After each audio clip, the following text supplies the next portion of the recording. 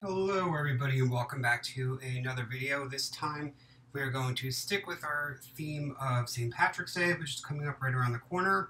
As I've said to you in my previous video, if you haven't already watched it, it's the absolute best Irish soda bridge you'll ever have. Check that one out. As I said in that one, St. Patrick's Day is my favorite day of the year. So without further ado, I'm going to now show you how to make the absolute best Irish scones you'll ever have. Now this is a long tradition recipe, so I've been making scones for over 20 years. I've tried numerous different methods, recipes, different flours, different combinations. This is the one that's stood the test of time. This is the one that people keep asking for more. This is the absolute best I've ever made. And I used to bake for Pastry Cafe.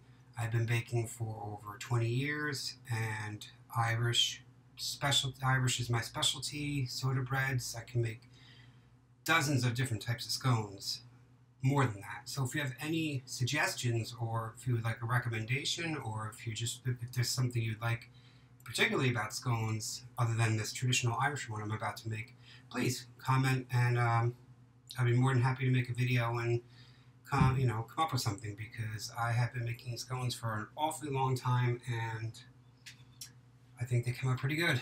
I've never gotten any complaints. So, let's get started.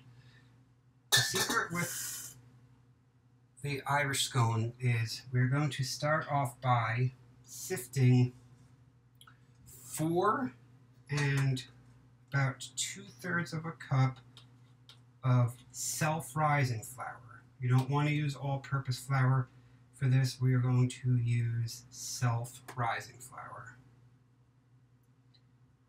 Okay, let's get some of these.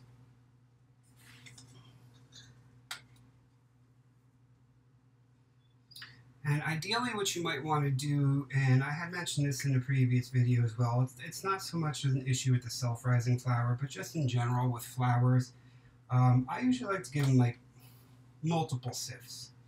This one I'm only doing once, but usually with regular all-purpose flour, just to give it a nice airy lift and make it nice and, it gives it that nice texture. I like to sift the flour about 3-4 times, if not more. So here we go right now.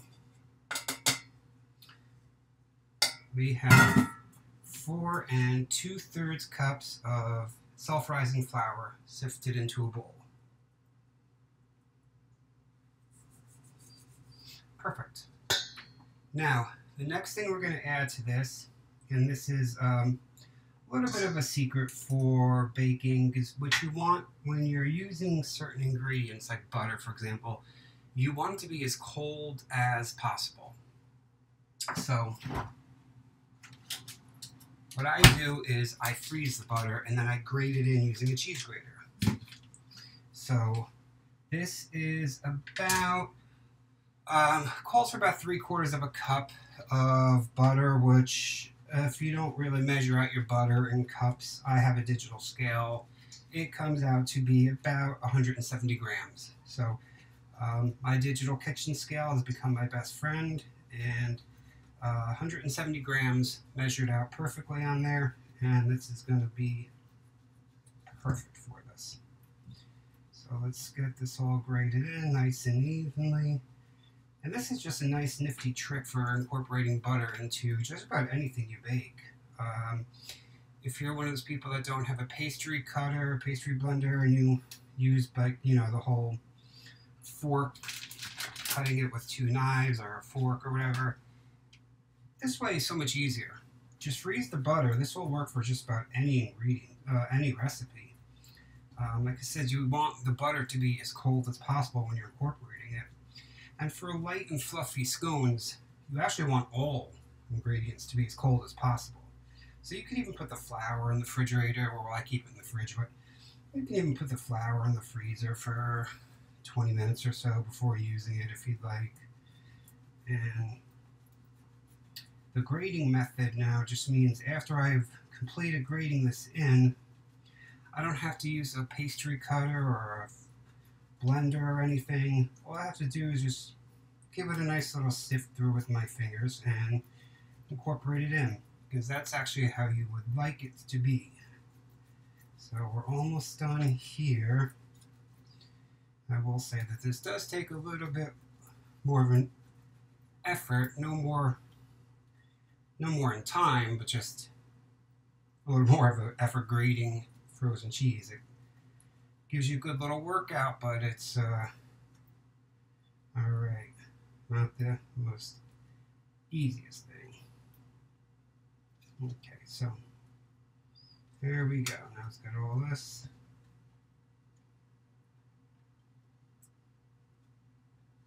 And just like that, we now have incorporated all of our butter. So, surface clean. Now, like I said, now you just have to give it a nice little, I'm going to roll up my Irish sleeves. I wore my Irish sweatshirt for this, keeping in the spirit of the theme of the greatest day coming on up, St. Patrick's Day, but ideally you don't want to cook with short sleeve shirt on. It just keeps things a little more sanitary and a little more clean. Alright, so now that the cheese has been grated, it's already incorporated and mixed in. So this part is done. And that's usually what is the hardest part, is cutting in the butter. But see how much quicker and easier that was? Just freeze your butter for about 20 minutes and throw it on in. Next thing I'm going to do, I'm going to add a half a cup or so of raisins. Now, I don't know if you saw my video on Irish soda bread, but when it comes to raisins, I intermix. I use sultanas, currants, raisins, a mixture of both, a mixture of 2 of the 3, whatever I have in the pantry. This is just all raisins, but you know, sometimes if I'm going to make a lot, I'll double the recipe and then I'll just throw in a little of everything just for a little extra texture, flavor, some sultanas. Now, the next thing we're going to add in is 3 teaspoons of baking powder. Then we're going to add in a half of a cup of sugar. Alright. Now, just to keep things a little more neat, we'll give it a little run through with the little whisk here instead of fingers. All you want to do is get this lightly incorporated. The thing with scones are you don't want to overmix. The more you overmix, the less fluffy they're going to be. So you want to keep just a gentle mix going on there. Now, what I have here is pre-measured out 1 1/4 of a cup of buttermilk and 2 eggs. You're going to want to give these a nice little whisk. You can already smell the buttermilk, and to me that's a heavenly smell because it only means one of 2 things: scones or soda bread coming up. So the smell of buttermilk is amazing to me. So here we go.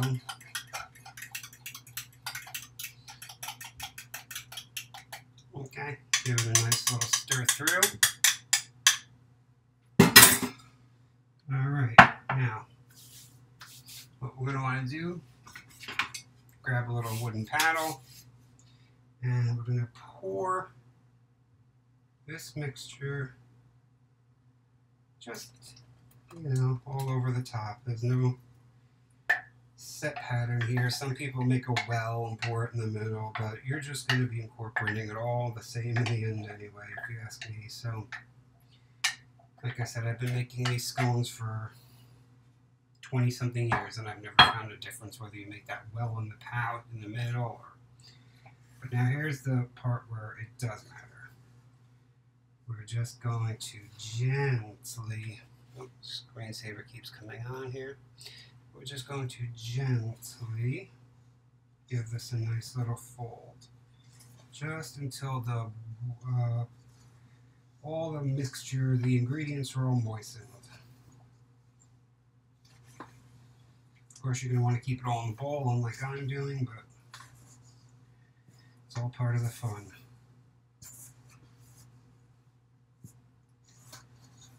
Now, of course, you could even add any other ingredients. Well, I wouldn't say ingredients, any other flavorings, you know. Some people, instead of raisins, you can put in caraway seeds and raisins and make it more like a soda bread type of scone. Sometimes I'll just use this batter as like my basis for scones, but instead of putting in raisins, I can put in dried fruits, fresh fruits, chocolate chips, anything really. And the best part about that is that you can make amazing glazes for these scones as well, depending on what you use. So we have a nice rough little stir there. I'm going to take a little more of this flour. We're going to put it nice and gently on the surface here. Then we're going to dump our batter out. Now this is the part where it gets a little difficult. I shouldn't say difficult, but maybe time consuming. All that lovely ingredients on out. Okay.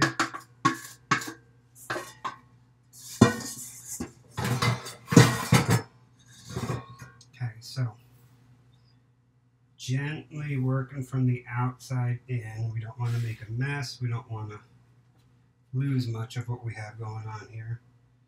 We're just going to start kneading this and folding it into each other.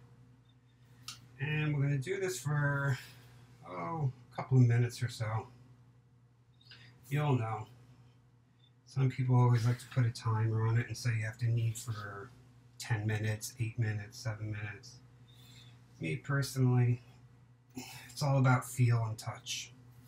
Just don't mix too much, don't squeeze too hard when kneading the dough. It will come together. It's already starting to. Oh, this is my favorite time of year. Yesterday I made soda breads, today scones. Thinking about what to do for tomorrow's St. Patrick's Day series. If anybody got any suggestions, is there anything you want to learn how to make, please feel free to let me know. I come from an Irish family. We've been cooking for St. Patrick's Day for an awfully long time. And yes, contrary to belief, corned beef and cabbage is not a traditional Irish thing. It's Irish American, but we do make it anyway just because it's so yummy. I love corned beef. And actually, maybe that's what I will do a video on tomorrow or the next day or so, because a lot of people get intimidated by corned beef. It is, stupid screensaver, it is the easiest thing to make, and my recipe for corned beef requires very few ingredients, and it's delicious. I'm sure everybody will say that about theirs, but my corned beef has actually been made for different Irish Catholic churches for their St. Patrick's Day celebrations. I have been asked to make it for various people. Like I said, I used to bake for a pastry cafe, and through that I used to get people that would always ask me to make some Irish cuisines and soda breads and my corned beef. But, okay, this is starting to come together nice and lovely. But like I said, it's going to feel kind of dry. It's going to feel like it's falling apart when you're, but that's okay. That's okay. We're going to fix that. We will get that all incorporated in, and I promise you, in the end, you are going to be more than satisfied with the results of these scones. So after you're kind of satisfied with the texture and the consistency of your dough, which I'm getting to be about that step now. It's coming together. What I do, and this is my personal method, a lot of people do it differently. Some people roll it out thin and use like a pastry cutter, like a round circular cutter, to get all uniform size circular scones.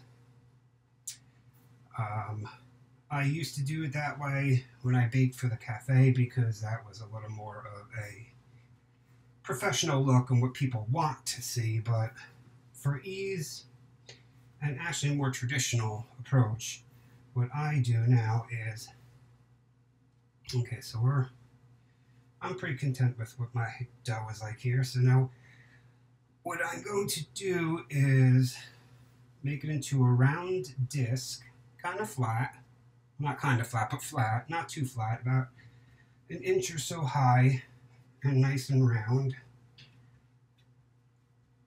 And make sure your work surface is nice and floured. Otherwise you will regret when you go to make the final cuts onto these. Okay, so alright, so we have a nice circular dough here. Nice flat.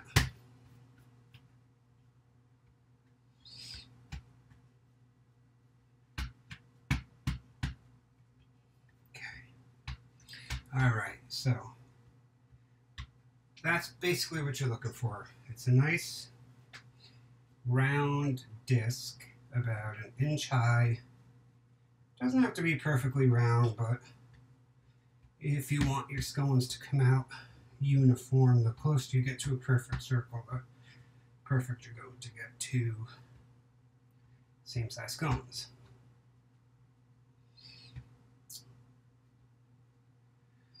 Alright, so we're good. We are good here. This looks fantastic. Okay. So, it's my nice Irish sweater. Now, what I have right here is just a regular baking sheet with a piece of parchment paper. Parchment paper on it.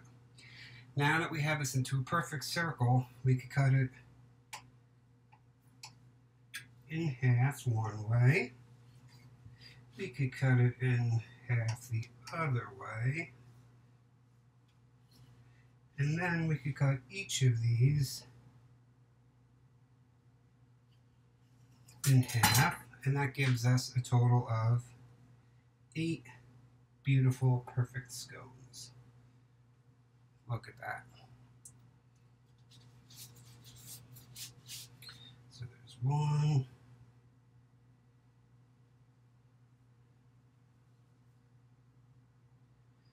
There's 2.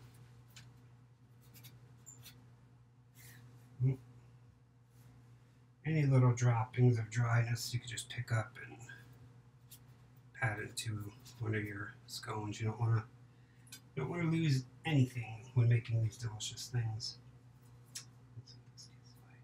All right, so now we'll cut this way. Now we have another beautiful triangle. Okay, now we have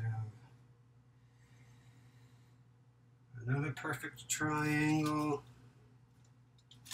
Fix that corner up a bit. Now let's cut these last few. Look at these. These are literally the perfect shaped scones. These are going to rise. These are going to be amazing. If you make these for St. Patrick's Day, I guarantee you everybody's going to rave about them. I've made these countless years and have had people at work request them year in, year out for St. Patrick's Day.